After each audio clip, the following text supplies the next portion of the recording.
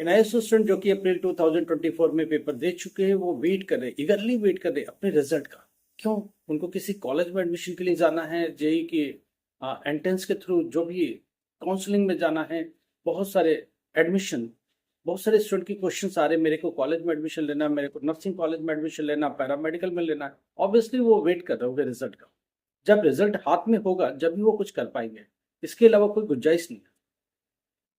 अभी बोर्ड का क्या था, फाइनल डेट दे दिया 16 टू 18 जून तक। सारा रिजल्ट इवोल्यूशन का कंप्यूटर पर आ जाना चाहिए। चलो ठीक है, कंप्यूटर पर आ गया, उसके बाद क्या? फर्दर जितना इंप्रूवमेंट की गुंजाइश है वो सॉफ्टवेयर अपने आप करेगा। कब? जब कंप्यूटर पर रिजल्ट आ जाएगा। तो ये इंप्रूवमेंट होगा ही होगा। स्टूडेंट एक स्टूडेंट का क्वेश्चन भी यही ले लेते हैं, वो कहता है बायोलॉजी में 5 मार्क्स का ग्रेस मिल सकता है क्या? मिलेगा, बायोलॉजी में ग्रेस भी मिलेगा और इंप्रूवमेंट भी मिलेगा। बायोलॉजी में ऑलरेडी डिसाइडेड है, तो ये दोनों चीजें मिलेंगी। तो इस तरह की इंप्रूवमेंट मिलेगा। जो स्टूडेंट रिजल्ट के बाद भी, जो इतना इंप्रूव करने के बाद भी 1 मार्क्स, 2 मार्क्स, 3 मार्क्स, 4 मार्क्स रह जाते हैं, उनको भी इंप्रूव करेगा बोर्ड। ये डिसाइड कर लिया कि कोई स्टूडेंट 1 नंबर, 2 नंबर इन चीजों से रहना जाए फाइनली। क्योंकि सीबीएसई को मैच करने का क्राइटेरिया बहुत बड़ा है, क्योंकि सीबीएसई अपने आप में 100 आउट ऑफ 100 मार्क्स तक देती है। एनआईएस ने कभी नहीं दिया है। तो एनआईएस इस चीज को चाह रहा है कि हम भी उसी क्राइटेरिया को मैच करें। तो उसके लिए काम करना पड़ेगा, उसके लिए सारी प्लानिंग चल रही है, सब्जेक्ट वाइज प्लानिंग चल रही है, और एक एक रिजल्ट के ऊपर एनालिसिस चलेगा। जब ये रिजल्ट कंप्यूटर पर आएगा, सारा डेटा कंपेयर होगा, तो पता चलेगा कौन सा ऐसा सब्जेक्ट है जिस पर काम करने की जरूरत है और कितना काम करना है, परसेंट वाइज उसको कितना काम करना है। फिर वो सॉफ्टवेयर के ऊपर जाएंगे और इसको अपग्रेड करके ले आएंगे। तो स्टूडेंट के लिए तो ये बहुत बड़ी बात है, और स्टूडेंट के लिए तो ये खुशखबरी वाली बात है। तो आपको इस पर खुश होना चाहिए कि चलो ठीक है, बहुत अच्छा इंप्रूवमेंट बोर्ड सोच रहा है और कर भी रहा है। एक बार कंप्यूटर पर आने दो, उसके बाद फाइनल डिसीजन लेने दो, कौन कौन से सब्जेक्ट में इंप्रूवमेंट होगा आपके साथ शेयर करेंगे।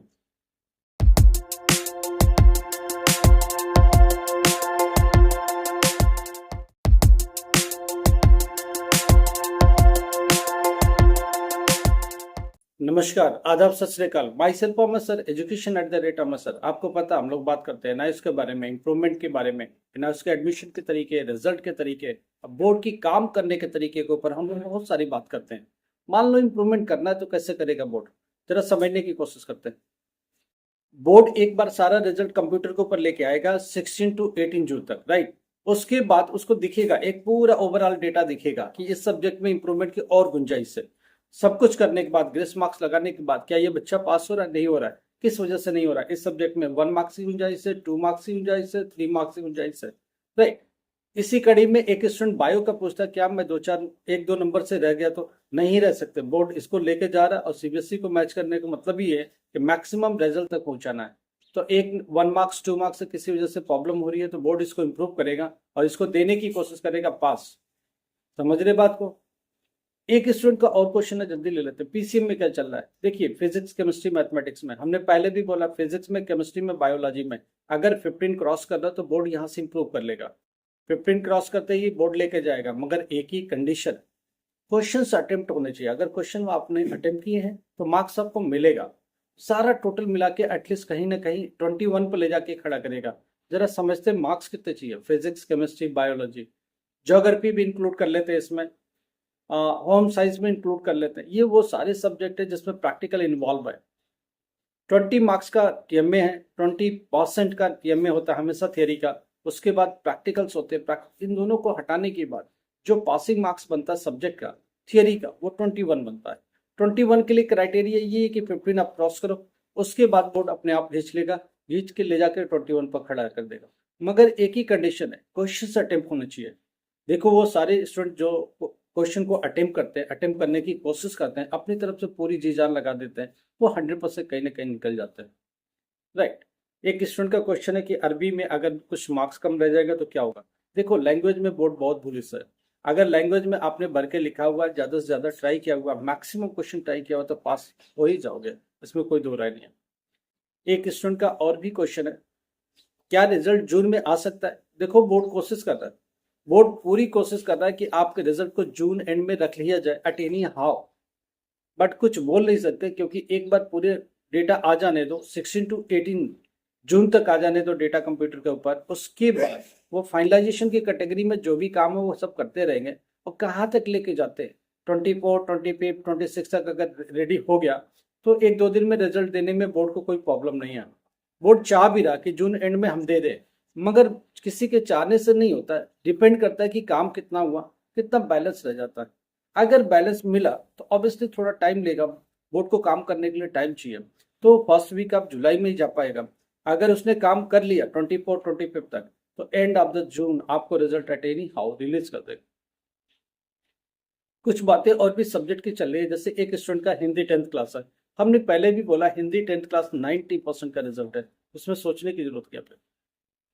जो स्टूडेंट इस कैटेगरी तक पहुंच रहे हैं, जो मैक्सिमम क्वेश्चन को अटेम्प्ट कर रहे हैं लैंग्वेज के अंदर, लैंग्वेज में आपका हिंदी आता है, इंग्लिश आता है, अरेबिक आता है, मराठी आता है, तमिल आता है, मलयालम आता है, इन सब में अगर उन्होंने काम किया तो हो जाएगा।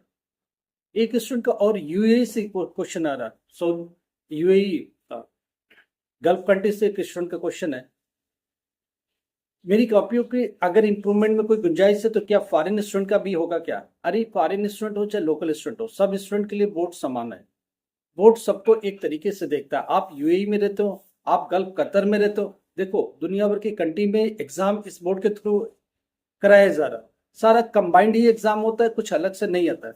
फर्क इतना है कि आपका डेट आपके हिसाब से दिया जाता है, इंडियन स्टूडेंट के इंडियन डेट्स के हिसाब से दिया जाता है, क्योंकि यहाँ का हॉलीडे अलग है, वहाँ का हॉलीडेज अलग है, तो उसको मेंशन करते हुए बोर्ड को देना पड़ता है। बाकी इवोल्यूशन की बात है तो वो इंडियन कल्चर में इवोल्यूट होगा, इंडियन टीचर ही उसे करेगा, तो ऑब्वियसली रिजल्ट उसी के हिसाब से बनेगा। कुछ अलग से ट्रीटमेंट आपके लिए नहीं है। फर्क इतना है कि वो कॉपियां फॉरेन से स्कैन होके आती हैं, यहाँ इंडियन टीचर उसे इवेलुएट करते हैं और फाइनल रिजल्ट को दे पाते हैं। देखिए, एक बात समझने की कोशिश करिए, अगर आपने लैंग्वेज में भर भर के लिखा है तो आप पास करो। मैथमेटिक्स को लेके क्वेश्चन है 10th क्लास, हमने पहले भी बोला मैथमेटिक्स 10th क्लास में पास होने के लिए थियरी में कितने मार्क्स चाहिए? 13 मार्क्स चाहिए। वाई? प्रैक्टिकल में 15 मार्क्स आ रहा, तो 15 प्लस 13 कितना हुआ? 28। बाकी टीएमए का क्वेश्चन आएगा अपना, वो 5 मार्क्स इस पर रोल निभाएगा, टोटल मिला के 33 पे पहुंचते हो। तो minimum requirement of theory exam कितना चाहिए पासिंग के लिए?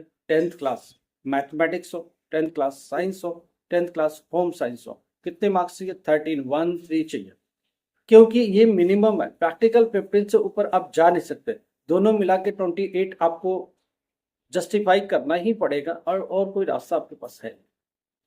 ठीक है, तो 10th क्लास जो प्रैक्टिकल सब्जेक्ट्स हैं उसमें थियरी में कितना चाहिए? 13 चाहिए। ये कैसे लर्न है, क्या करना है, आप अपना कैलकुलेट कर लो, जैसे भी आपने पेपर दिया हो उसके हिसाब से एडजस्टमेंट अपना देखो। लैंग्वेज वाले सब्जेक्ट पर भी क्वेश्चन है, 10th क्लास लैंग्वेज पर क्या कर रहा बच्चा? 10th क्लास लैंग्वेज में होगा क्या, उसमें कोई प्रैक्टिकल है नहीं, तो टीएमए का पोर्शन हो जाता है 20%, बचता है 80%। पास होने के लिए कितना चाहिए? 26। 100% 26 चाहिए, प्रैक्टिकल नहीं है, थियरी में ही 26 सही है। अगर 20 आप क्रॉस करते हो, आपने भर के लिखा हुआ है, तो पास हो जाओगे। एट एनी हाउ बोर्ड इसको पास कंसिडर करेगा।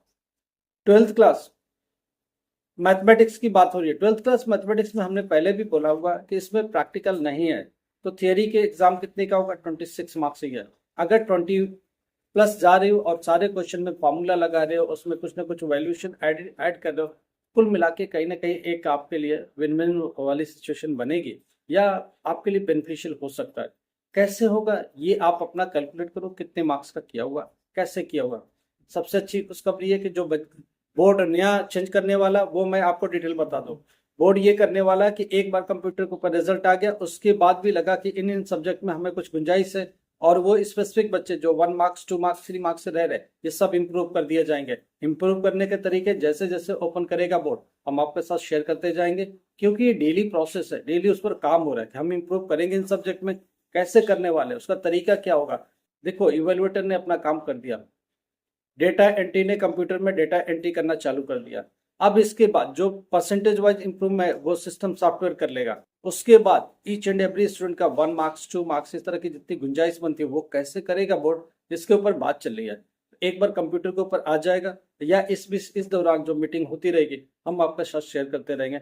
आपको पता है कि यही एक प्लेटफॉर्म है जिस पर हम लोग सारी बात शेयर करते हैं, और आपके साथ वो सारी बातें जो कहीं नहीं शेयर की जा सकती आपके साथ कर लेते हैं। ठीक है, लाइक करो, सब्सक्राइब करो, शेयर करो। Thank you so much.